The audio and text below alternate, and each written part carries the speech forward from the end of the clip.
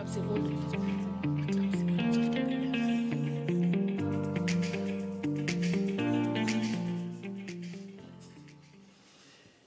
Good afternoon and a very warm welcome to the heart of Berlin. It's lovely to have you tuned in online and present on site for what is promising to be a very compelling afternoon hosted by the German Federal Ministry of Research, Technology and Space. So welcome everybody for the Quantum Future Award 2025. It's great to have you.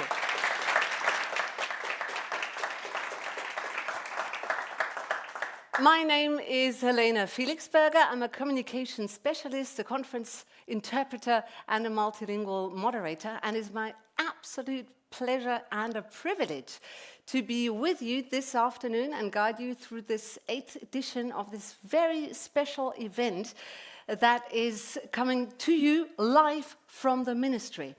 Now, quantum technology really is driving some of the most exciting breakthroughs of the 21st century. It surely is changing the way we understand the universe. And it certainly is challenging the way we perceive reality. Now, in the quantum world, light can behave as both as a wave or as a particle. Electrons can be at multiple spaces at the same time, and particles can be mysteriously linked no matter how far apart. Now, you are all here because you know this, and you're all here because you also understand that quantum technology is not just a field of study. It is the very fabric of our technological future. And today we are here to celebrate the people who are weaving that fabric. Now, the Quantum Future Award is proudly presented by the German Ministry of Research, Technology and Space, and it is dedicated to acknowledge great minds, young quantum future professionals who are turning complex theory into real-world application-oriented quantum technology. And as it is, this year is the UN's International Year of Quantum, there's also like a global call coinciding with our commitment here in Germany. So it's like those two particles I mentioned before, mysteriously linked no matter how far apart. Now, over the next couple of hours, we will witness 10 of the brightest young scientists in Germany present their work, their groundbreaking work, 5 from the master's category and 5 from the PhD category. They're all sitting here in our audience. Maybe we can switch the camera a little bit. There they are, expectant, excited, and of course confident. Maybe you could give us a little sign with your thumbs. How do you feel? All thumbs up. Great. I knew you're going to be great. I mean, look at you. But before we proceed, we must pay tribute to the expert jury who will have the unenviable task of deciding our winners.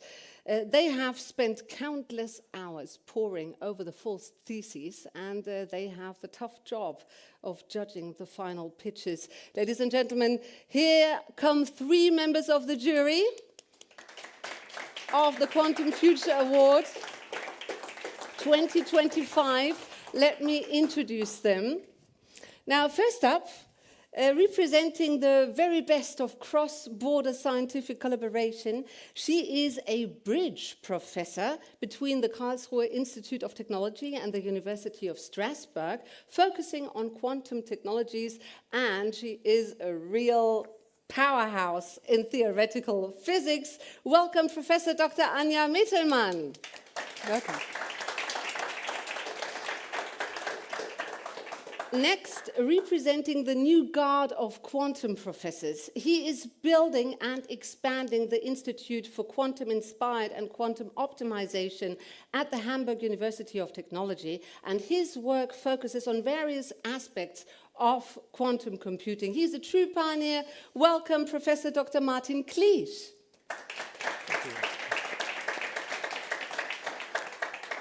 And finally, representing the vital link between groundbreaking research and industrial application, he is the Senior Director for Funding, Projects and Coordination at the global tech giant Infineon Technologies. We are very grateful that he was able to step in for his colleague, Dr. Sebastian Luber, who did the initial assessment of all theses. So glad that you made it here today. Please welcome Dr. Christian Meine.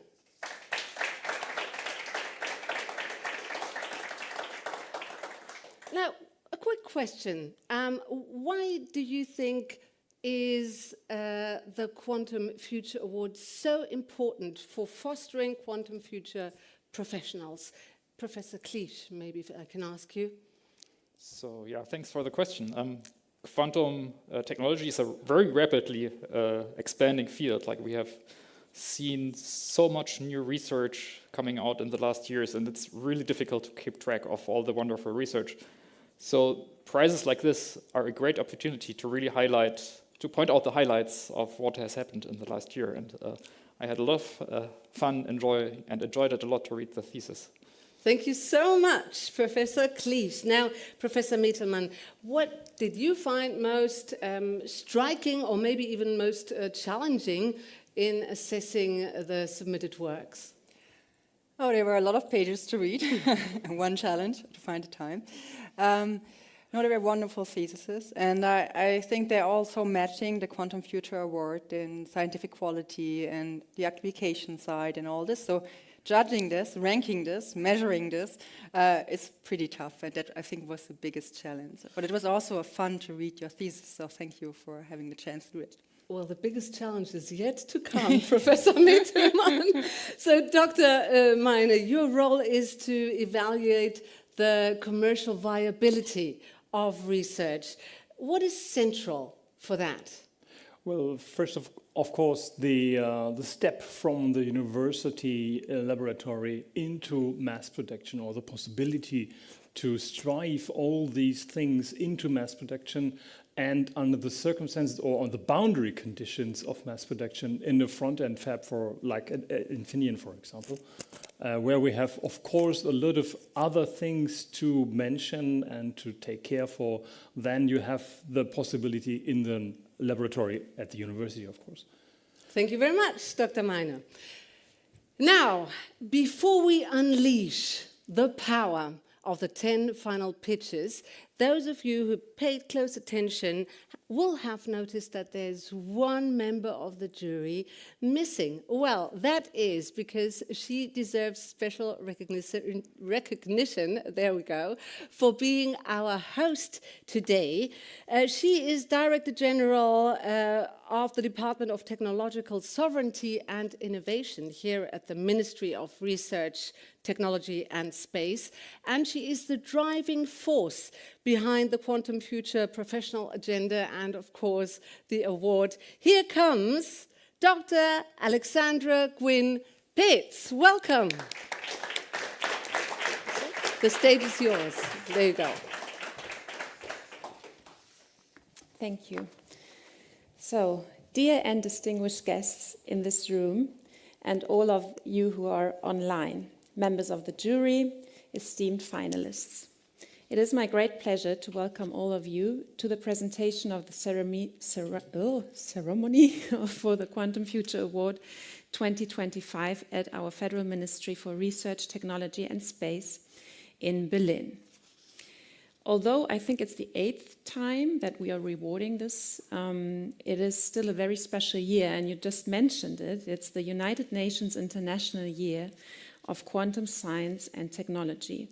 And throughout this year, I have been to several quantum events, but I believe finally today I will hopefully have understood the quantum mystery and get some explanations just in time before this year is over.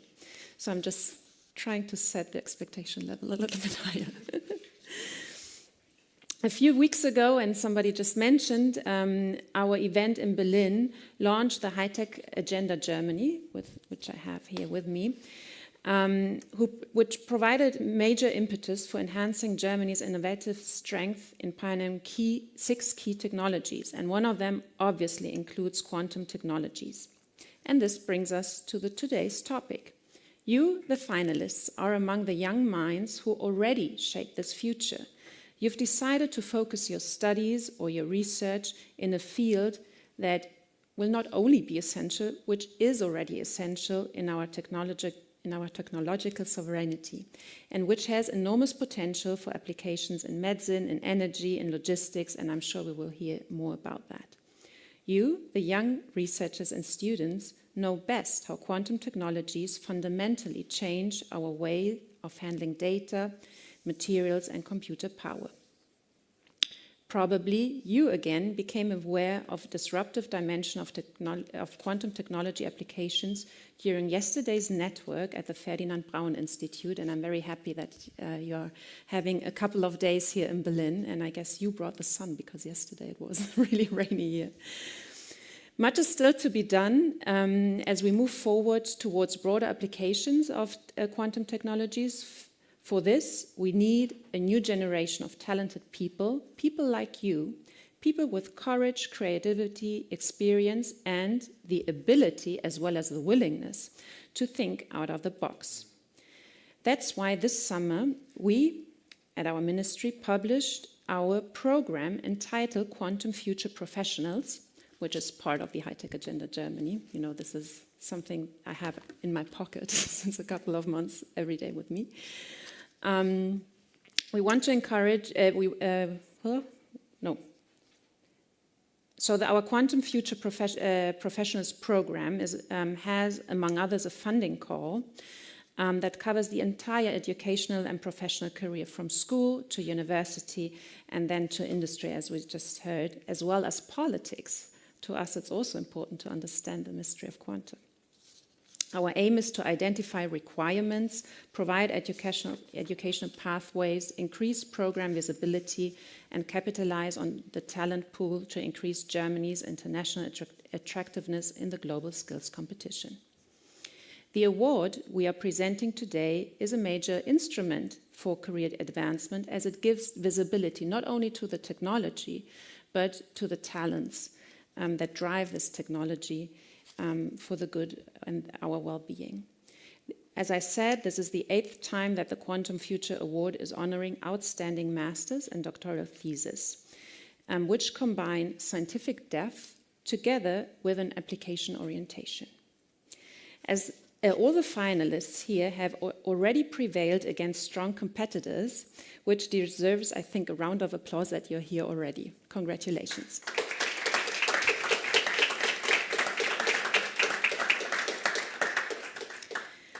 You are now going to present your projects in only 3 minutes using only 1 slide.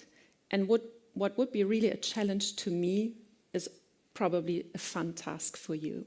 So I'm really looking forward. And I also want to share my special thanks to our jury for carefully reviewing all the projects submitted and giving us your time. As you said, there were many pages. The members from academia were already presented, Professor Anja Mettelmann and Professor Martin Kliesch, as well as Christian Menjan. Thank you very much for stepping in. I'm now looking forward to the pitches and finally understand the mystery of quantum, and I wish to all the finalists a lot of success, and we will meet with some of you back later up here. Thank you very much.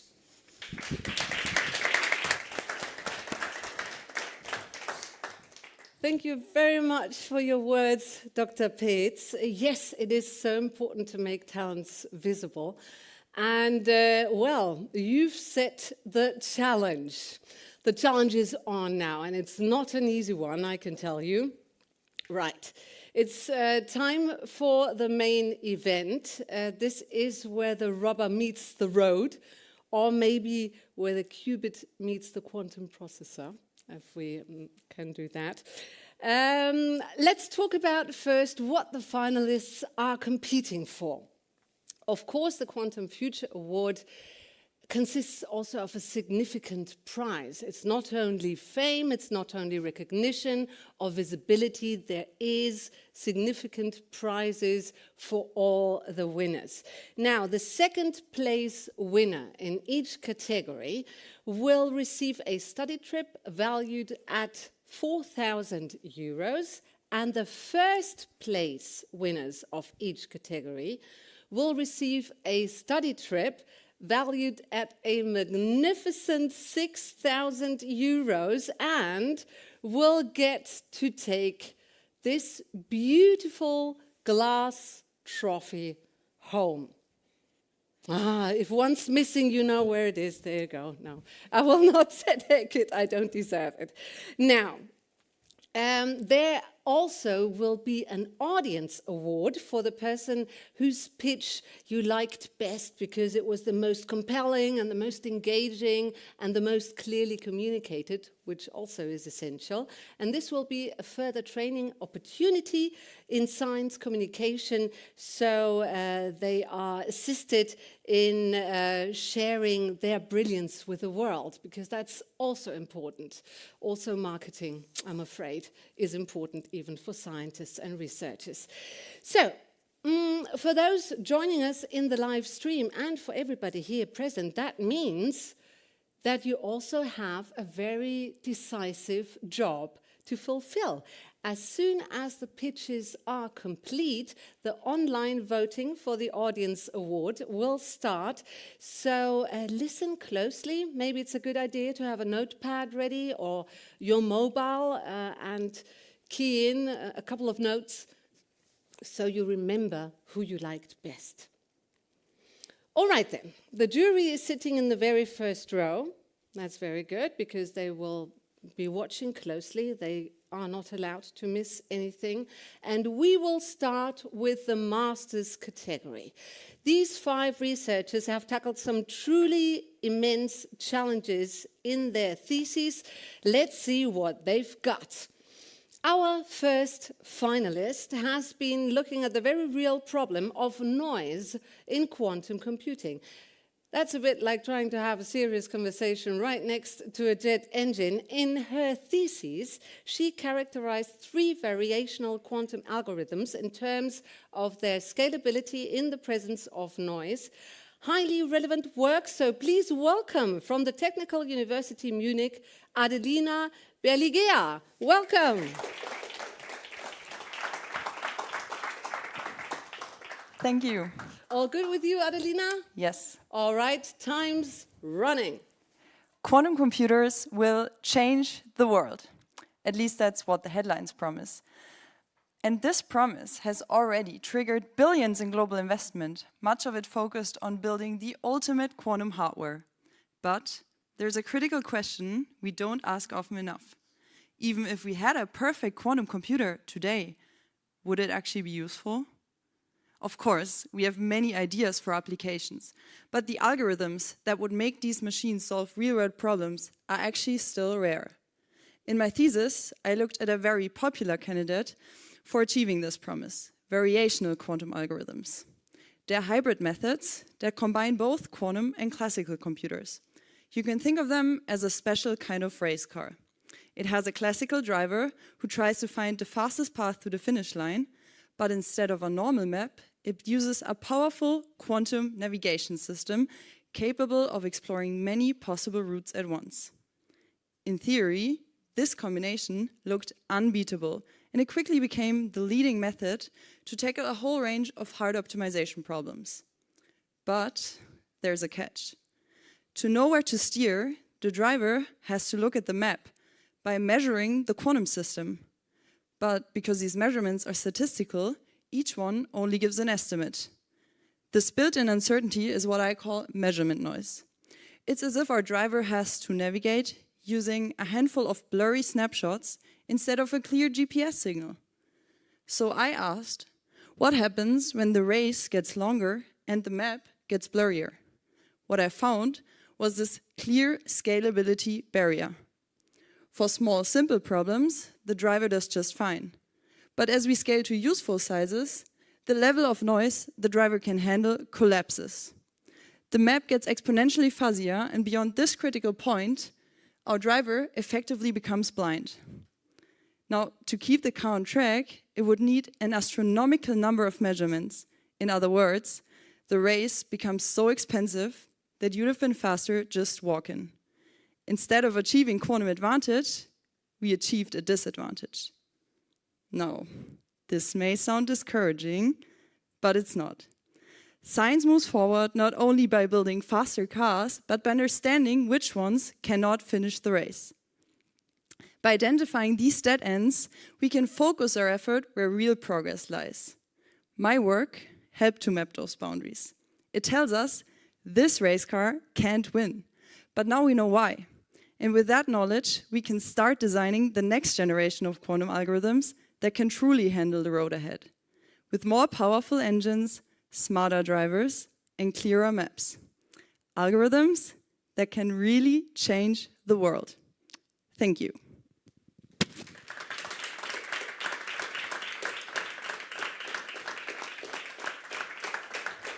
Spot on, Adelina. So a strong start, you know, she started the race, really. That's what she did.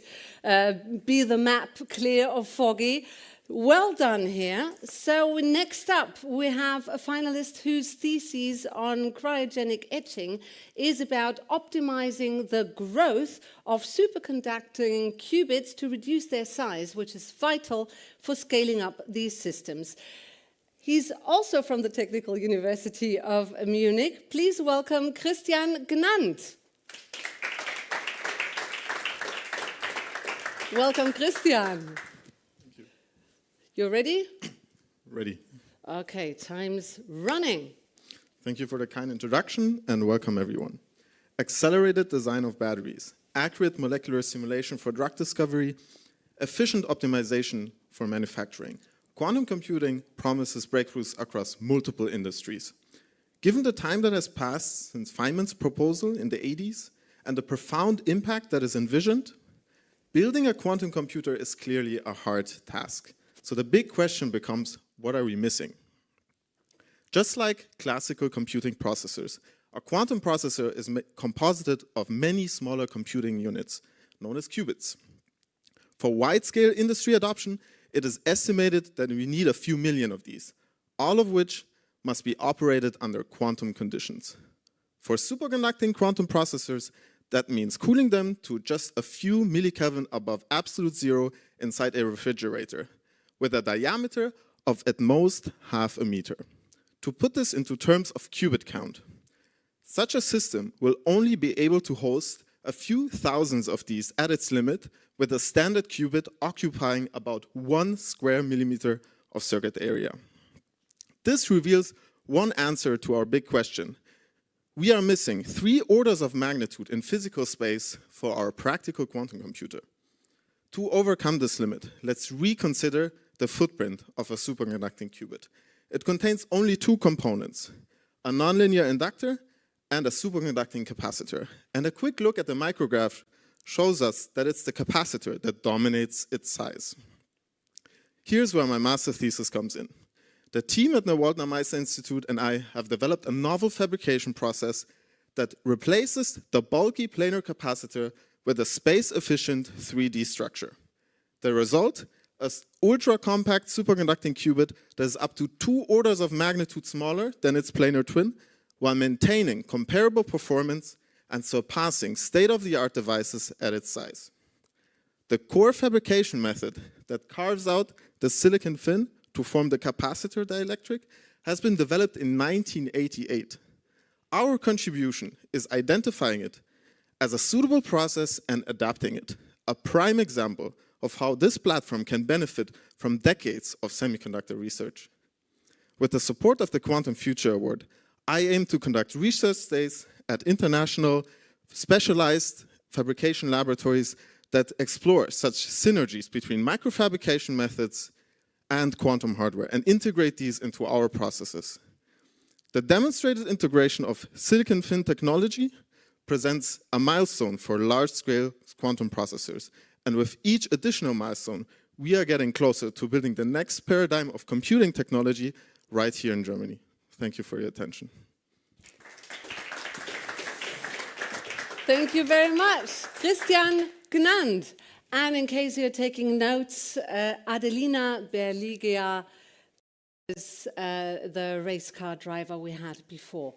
Yes, you were even 1 second ahead, so that's for less bulk and ultra-compact design, even in your presentation. Well done there.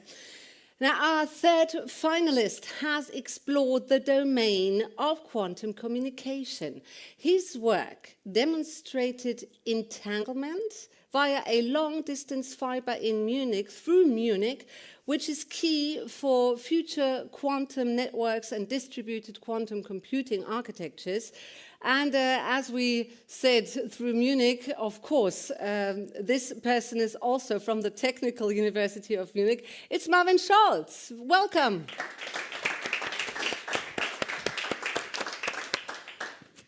Thank you very much. So, Marvin, you're all set and ready? Time's ticking. The information age, especially the classical internet, has been one, if not the most technological advances in the past decades. This is demonstrated by the fact that 97% of young Europeans use the internet daily. And nowadays, researchers such as myself are working on a second generation of the internet, the so-called quantum internet, based on the principles of quantum physics. And just like the classical internet, a quantum internet would consist of many different nodes, which could be you, the user. But now you would be using a quantum computer in order to access this internet. Now these nodes are connected through channels, which are just your ordinary glass fibers that you already know that have been installed to your homes. And information would be exchanged between these nodes through these channels using single photons, which is the smallest part of light that you can have. And now this future quantum internet is interesting because it has many different applications, such as quantum computing, where if you connect multiple different smaller quantum computers, you can build a more powerful, bigger quantum computer. It also has applications in secure communication, where you can have provably secure communication between multiple parties based on the principles of quantum physics. And finally, by entangling all these different nodes within the internet, you can sense more precisely than classically possible. Now, speaking of entanglement, entanglement is really the key resource of this future quantum internet. But it is very fragile because it is a shared property of at least 2 nodes. And we tried to do exactly that. So in Munich, we tried to entangle a single atom within Munich and a single atom within Garching, connected through glass fibers. And now my contributions to this project included the characterization of the glass fiber, where I found the glass fiber that was most suitable as a quantum channel. Moreover, I built a filter cavity setup in order to filter out the background light. And finally, and most importantly, as the main result of my master's thesis, I demonstrated atom-photon entanglement, which can be seen from this graph. What I extracted was an entanglement fidelity of 0.81, which is very close to the ideal value of 1, thereby proving entanglement. And so this is a very exciting step towards a future quantum internet, and we hope to continue this research with showing different applications. Thank you. Thank you very much. That was Marvin Scholz, the fastest so far. 17 seconds, still on the plate. Super easy. And he was connecting nodes for the future quantum internet. Moving on, our fourth finalist has been leveraging numerical simulations to realize advancements in waveguide designs. And he has even filed a patent based on his work. Now that's application relevance right there. From the Friedrich Schiller University in Jena and Fraunhofer IOF, please welcome warmly Trevor Vrchkovnik.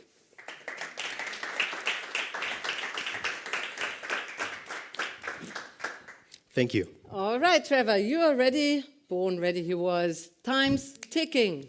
Quantum encryption and computing schemes are a matter of national security and are needed in the future for secure data transfers. As well, I'm sure we're all looking forward to the day when we can touch, feel, and use quantum technologies in our everyday lives.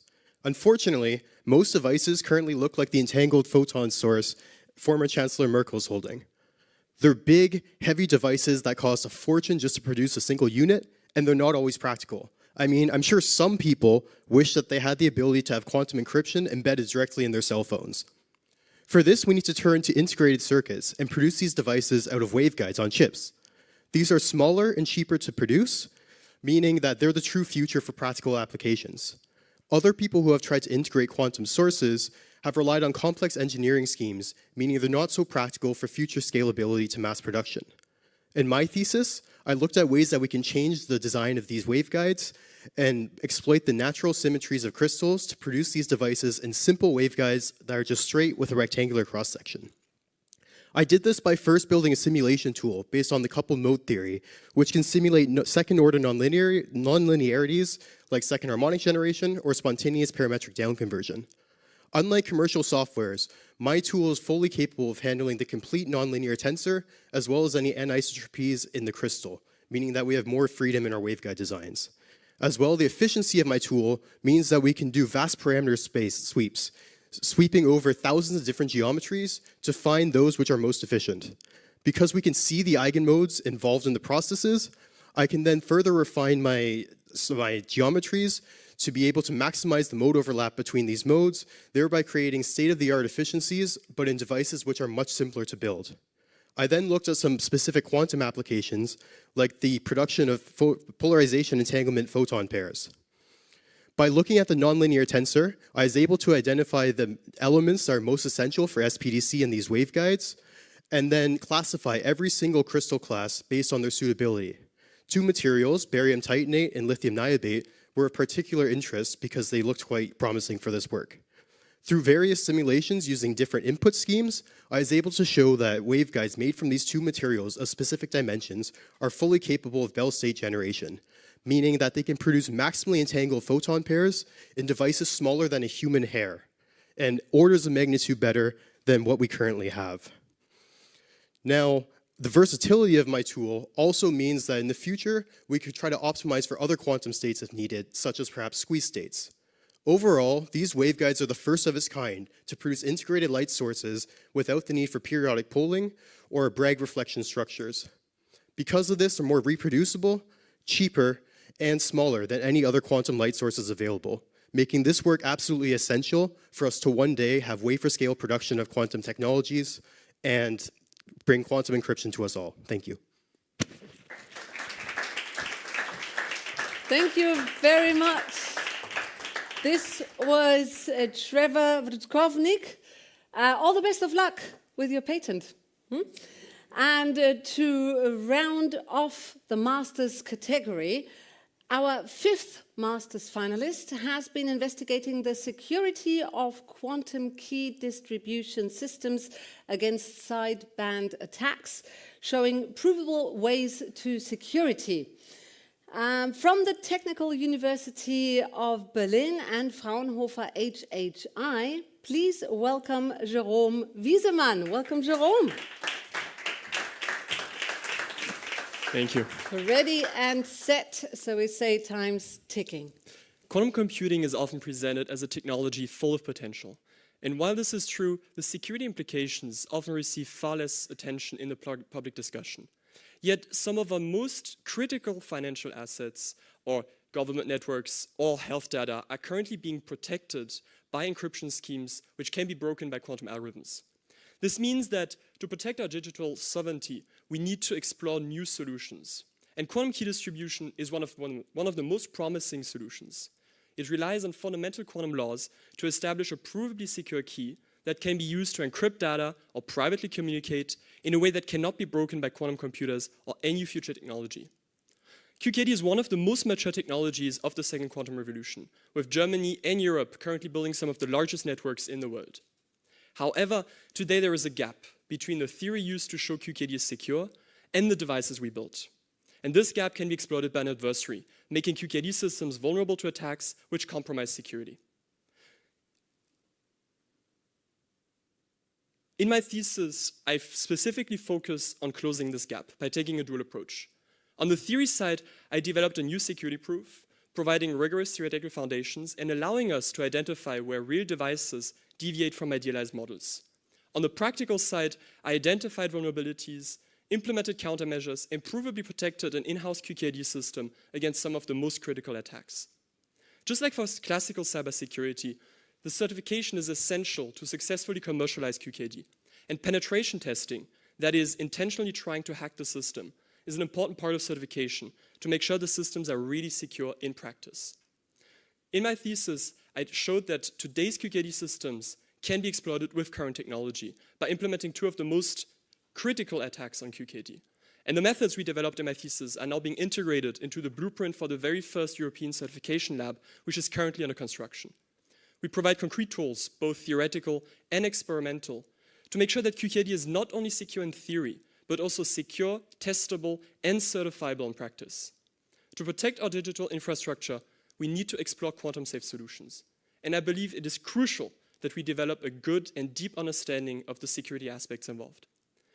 My work contributes towards this goal, to help ensure our data and communications remain secure as quantum technologies move from the lab into real-world applications. Thank you.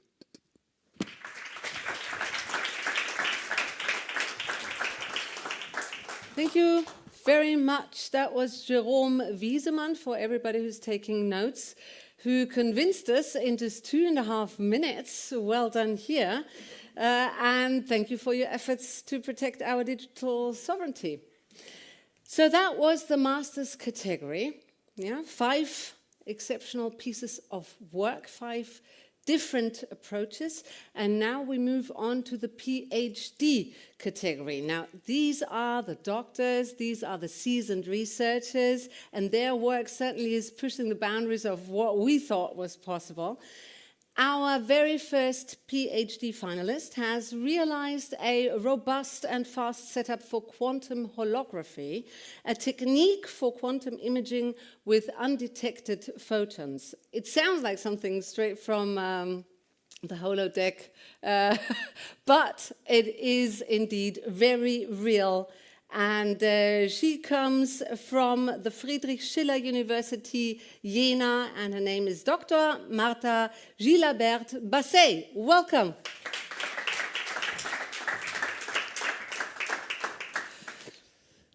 Thank you. You're ready, set, go? Okay. I'm ready. Go. Hi, everyone, and thank you for the introduction. So light carries a lot of information about the world around us, but our eyes or even regular cameras are only detecting one very small portion of the spectra, the visible range. For example, in this picture right there, what you see is how proteins reorganize in the brain during a stroke. And that information is stored in the infrared, which is invisible to our eyes, but luckily not to infrared detectors.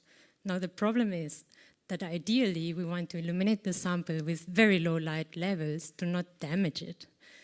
And under these low light conditions, infrared detectors are noisy and not as efficient as visible detectors. And that often means poor image quality.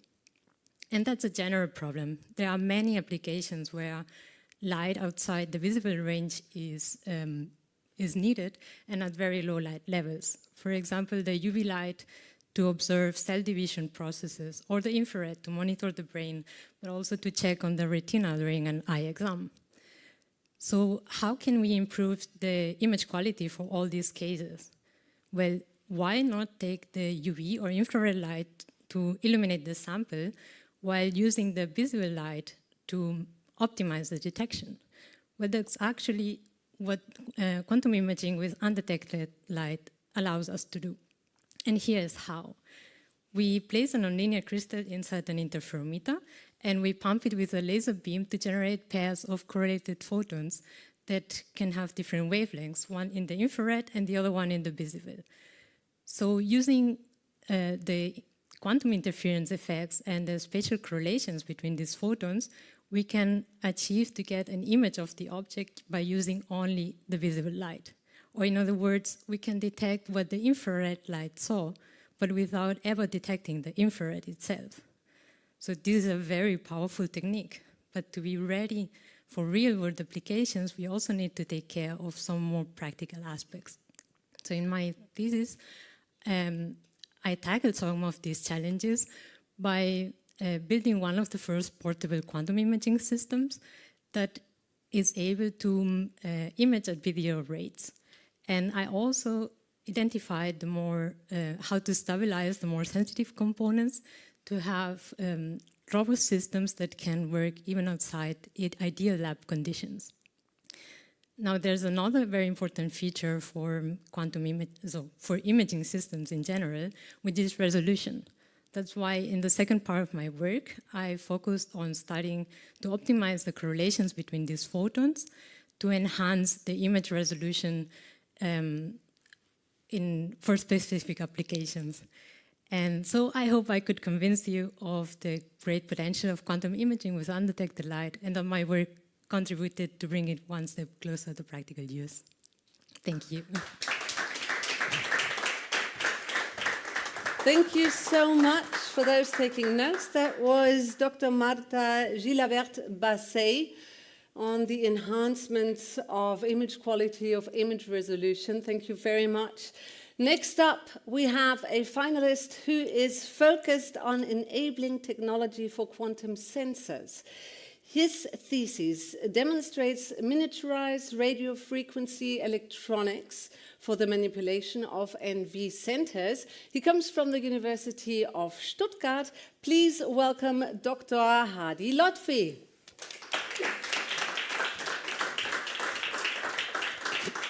Thank you for the introduction.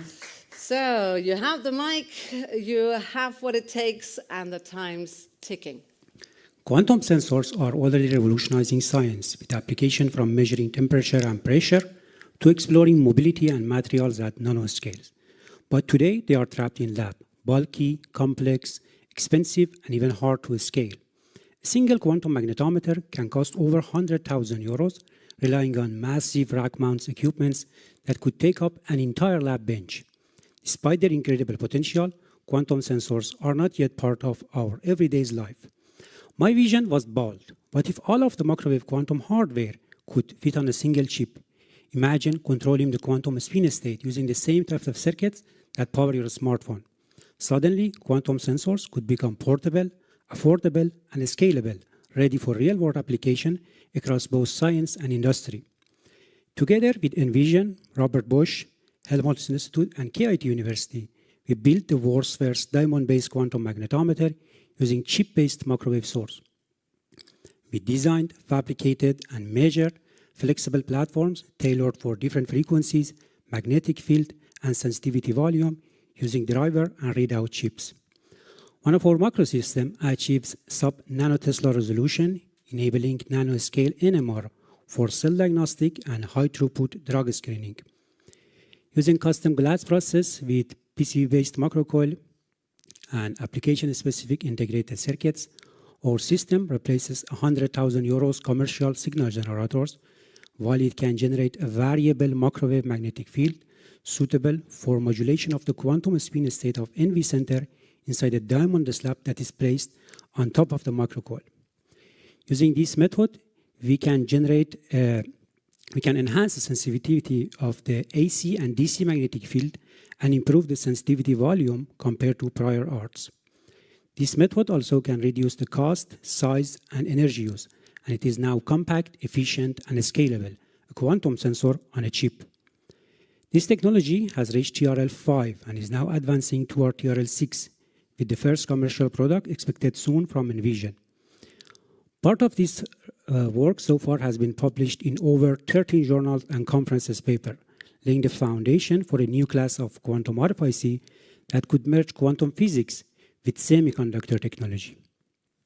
And this is the future we are creating: quantum intelligence integrated directly into silicon, small enough to hold in your hand and yet sensitive enough to explore the quantum world. Thank you. Thank you very much. Also, he was very, very fast, small enough to hold in a hand, really. That was Dr. Hadi Lotfi. Thank you. And now we have the third PhD finalist. He has developed and realized a new class of quantum light sources. His thesis is highly relevant for quantum communications and photonic quantum computing, and he comes from the Technical University of Berlin. Please welcome Dr. Lukas Rickert. Thank you. Okay, ready, set, go. As we've already heard today a little bit, if we want quantum technology to move into real-world applications, we need quantum hardware that is performant, practical, and ideally scalable. Integrated photonic quantum technologies using solid-state systems might be able to tick all three of these boxes and still be manufacturable on the same scale that we know from our current chip technology. In my PhD thesis, I've developed a new class of solid-state emitters that are practical and are still capable of producing high-quality photon states ready to use for quantum information protocols. The key component is a semiconductor quantum dot, an artificial atom in the solid state, which is deterministically embedded in an on-chip cavity which is attached to a single-mode fiber, giving us practical photon states directly usable in fiber and ready for applications. I've employed a fabrication process that ensures that the cavity is perfectly matching the emitter, which drastically reduces its decay properties, in the sense that we have ultra-fast emitters that overcome performance challenges that have been a problem so far. For example, the ultra-fast decay leads to nearly identical photon emission, which is helpful because it negates the noise that is imposed by the surrounding semiconductor.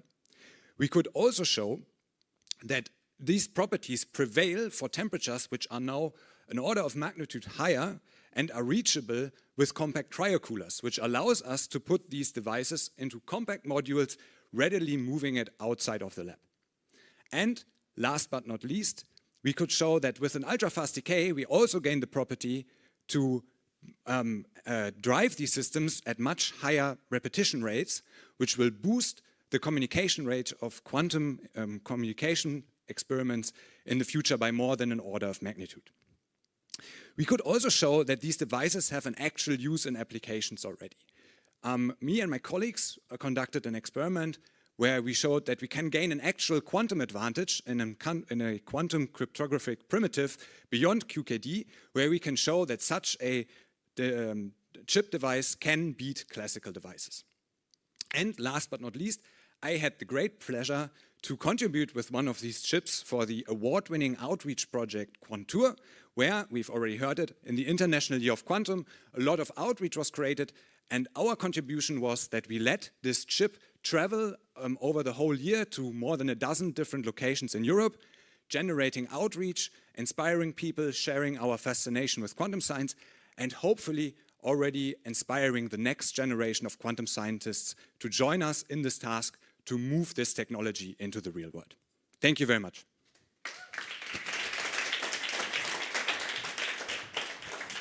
Thank you very much. That was Dr. Lukas Rickert, who hopes to inspire young scientists by letting his chip travel across the world. Good luck.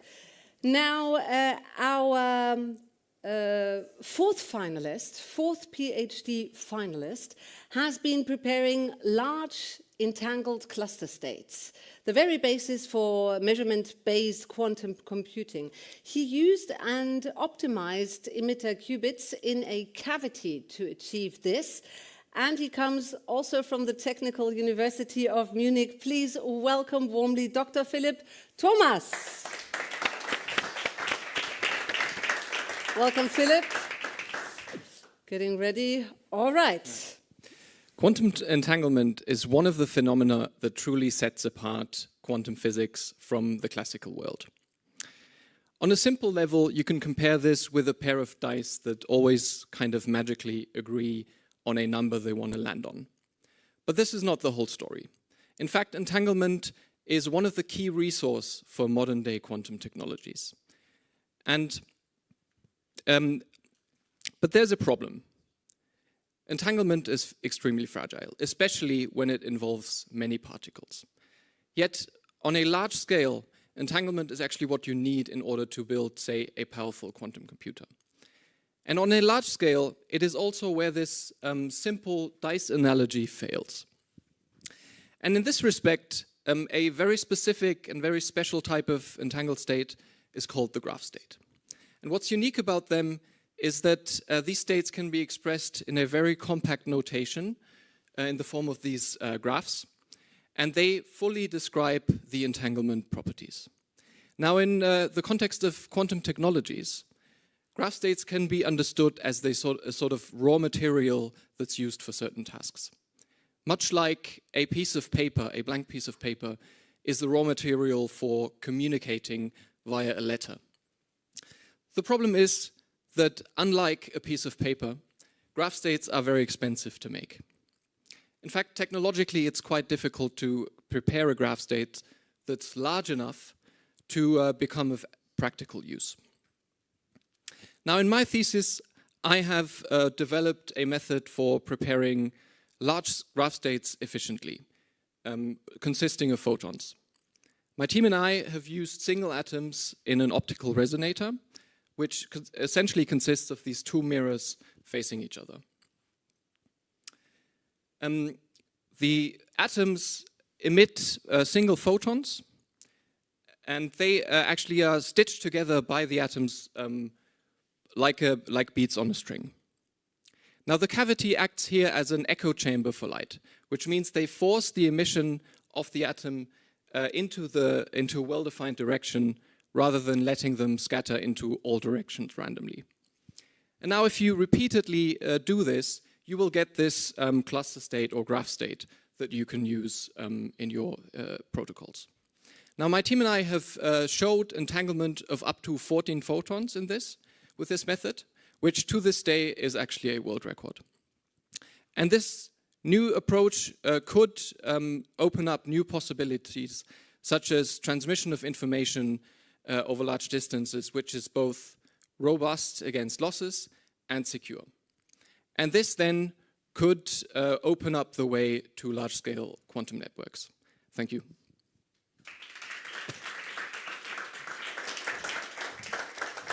Thank you very much. That was Dr. Philip Thomas. Congratulations on your world record. And finally, to conclude our pitches, we have a finalist who has realized a setup that measures vibrations below the shot noise limit. His thesis uses squeezed light to demonstrate applied quantum sensing in industrial environments. She comes from the Technical University of Clausthal. Please welcome warmly Dr. Mengwei Yu.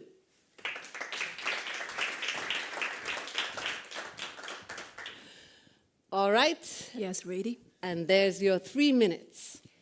Okay. Good afternoon, everyone. Today, I would like to introduce my work on a squeezed light enhanced laser Doppler vibrometer, or LDV.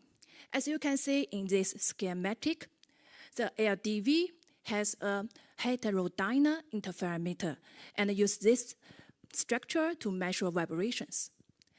And they create a frequency difference between the measurement beam and the reference beam to get a carrier frequency. One of the main limits of today's LDV's sensitivity is short noise, and which arises from the random arrival of photons. And the way to improve this sensitivity is simply to increase the laser power. But that is not always possible. To measure some tiny structure or microscale structures. And then you can see the measurement beam must be so tightly focused down to 1 micro in size.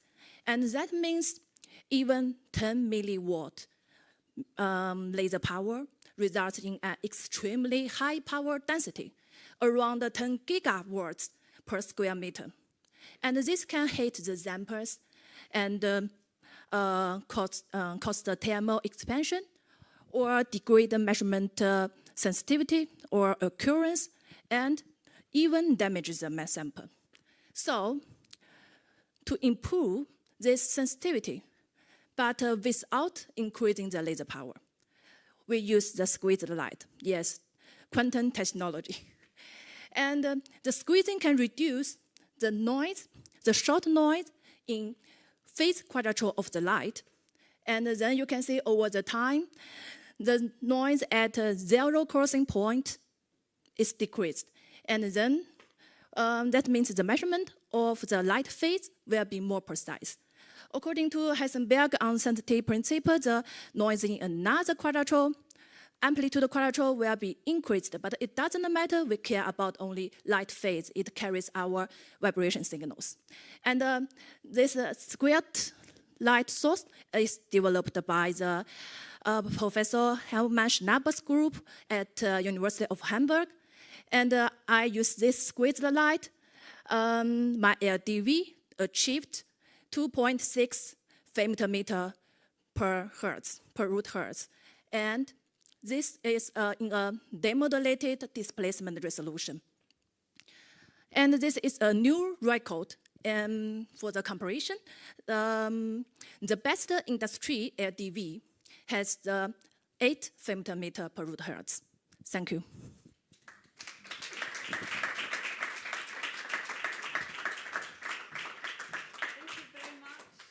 Was Dr. Minghui Yu giving us insights into LDV, and also here a record set, so congrats for that. All right then, everybody, that was a veritable whirlwind of quantum here. And with this, we have heard of all 10 finalists. Please join me in giving them a huge applause for their exceptional work.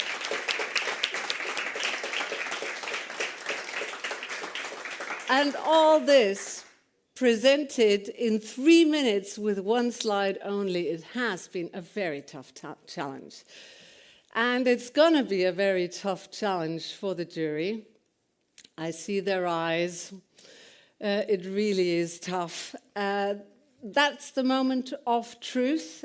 They will have a very difficult decision to make, and you may be too, because in the meantime, while the jury deliberates, it is your time to decide, everybody here on site and you online. The online voting for the Audience Award will be open shortly. If you're watching the live stream, you will see the QR code, and if you're in the room, you will see it too. No worries. You have approximately 10 minutes to cast your vote for the pitch that you felt was most clear and most compelling and most communicative. And we will take all a short note and let the jury deliberate, and we'll see each other again refreshed and decided in about 10 minutes. See you then. Enjoy your break. All right, welcome back everyone online and on site. As you can see, the jury is back. She has decided. They have decided. I hope also you have all exercised your democratic right and have cast your vote for the Audience Award. The lines are, of course, closed now.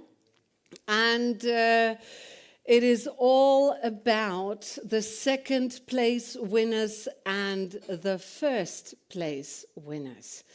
And I can see that the tension is rising, so we will not drag this out any longer. We will begin with the runners-up, so with the second place winners, and we will start with the masters. And for this, I hand over to Professor Dr. Martin Klieft. Yeah, thank you, Helen. The second prize for the master thesis goes to Trevor Wozniak.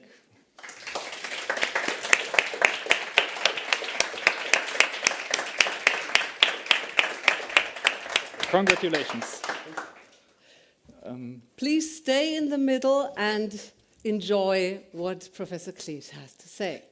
So I really enjoyed reading your thesis, and photonic crystals are, for me as a theorist, these are like magic small devices that can create entangled photons, and they have been existing for quite a while. And I was really impressed that within a master thesis you can still improve, and I think that's a great achievement. Many congratulations. Thank you. And maybe Trevor, you'd like to say some quick words too? Yes, big thank you to Sebastian, who's here today, Dennis Arslan as well, back at Fraunhofer IOF, Falk Eilenberger, Thomas Perch, everyone for the supervision and help during this whole thesis. I'm keep working in the same group for my PhD, so maybe I'll be back here in a few years. We'll see what else we can achieve. Yes, and then big thank you to all my friends and family watching in Jena, back in Canada, online, everywhere. Yes, thank you all. Thank you very much, Trevor. Please stay with us for the time being. Maybe you can just come a little bit closer to me, and I will hand over for the second place winner in the PhD category. And for this, I ask you, Dr. Christian Main, to do the honors. Okay. With a great pleasure to me for Marta Gilberte Basset for the second prize in the PhD thesis category. Congratulations. Congratulations. Thank you. Thank you. Yeah. For me, it was a great pleasure to read your thesis. And it is, when do you expect to have this one in an application, at least for, I think, medical things? Do you? Well, we actually are in a project. Maybe I can Yes. hand you this. Start from the scratch. So we are actually having a project that is in that direction. Maybe not, it will not be the most compact device by then, but it finishes in 2 years. So hopefully by then we can have some medical images. That's great. Thanks. Thank you. Thank you very much. Some final words from you? Yes, I'm very honored to receive that, and I would like to thank all my colleagues in Jena and, yeah, of course, my family and friends. And, yeah, thank you. Thank you very much. Congratulations. Could I ask you to step here for a while, but we need you. All right? Okay then, everybody. Now we will come to the first place winners, to those two on the very top. We will start with the master's thesis. Don't let anybody read this. Professor Dr. Anja Mittermann, and I will hand over to you to do the honors. So, it was really a big pleasure to read all these master theses. I was very impressed. You know, I want to give them to my students as examples. But unfortunately, only one person can get the prize, and I think we found the right person. We optimized the process, and the first prize goes to Annelina Berlegina.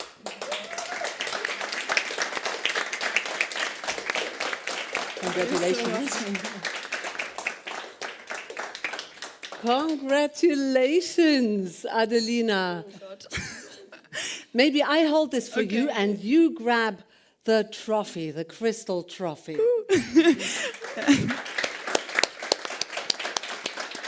Okay, thank you so much to the jury for this great honor. Really, I have to say a huge thanks to my former supervisors, Jeanette, Benedikt, and Frank, all my former colleagues at the Fraunhofer IKS, where I actually wrote this thesis. Shout out to you. Also my current group at the University of Augsburg, QLab Augs, you're amazing. And finally, my family, friends, and mentors, some of whom are watching right now. Thanks for everything. You're the best. Well, and you are the best. You stand right where you are, that's perfect. And you are the best, at least as the masters are concerned. And now, for the first place winner in the PhD category, I hand over to you, Dr. Peetz. Thank you. So although it's obviously a difficult one, but this was quite an easy one, because after reading the thesis and after the presentations, all of us were completely convinced that we found the winner. Dr. Philip Thomas, please come up here.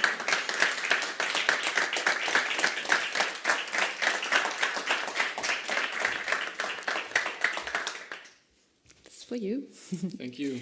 And Shall we? Yeah. Yes.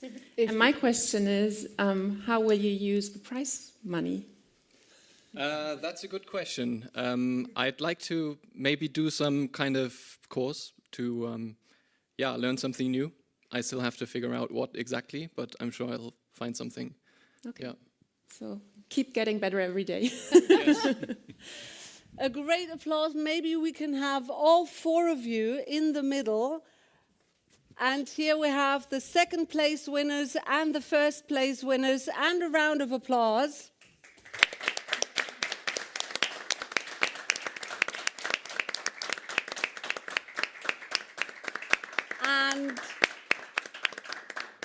And it's not over yet, because we, of course, have the Audience Award for the pitch that resonated most with our audience, both here in Berlin and wherever you all are. Maybe we could split in the middle, because we will see on the screen who won. I think we have a slide. Yes, and it is Trevor Vrchkovnik. A great applause.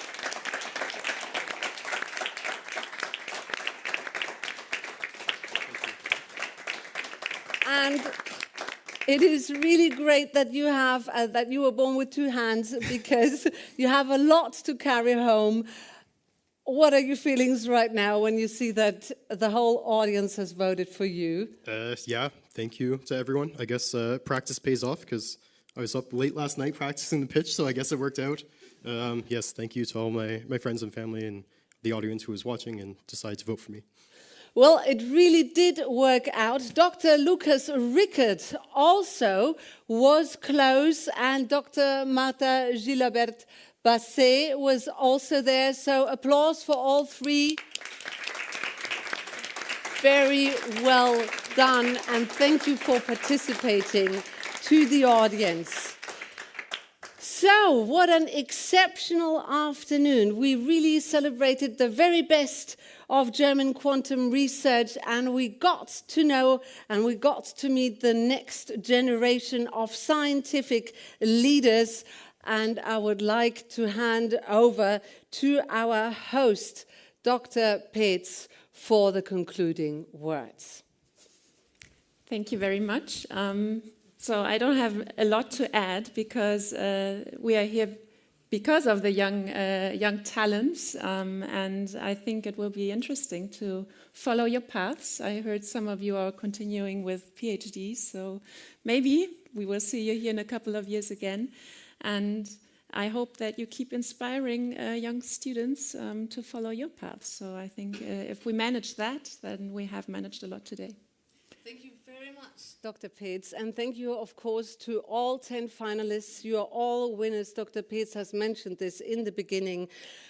And thank you, everybody, for watching, of course. And thanks to the Ministry of Research, Technology and Space for initiating and for hosting us, of course, the brilliant jury for their deliberation, and to the VDI Technologiezentrum for the flawless organization. So everybody, thanks a lot. You've made this event really worthwhile. And if I can say, have a great afternoon, have an excellent day, and keep looking to the quantum future. Thanks.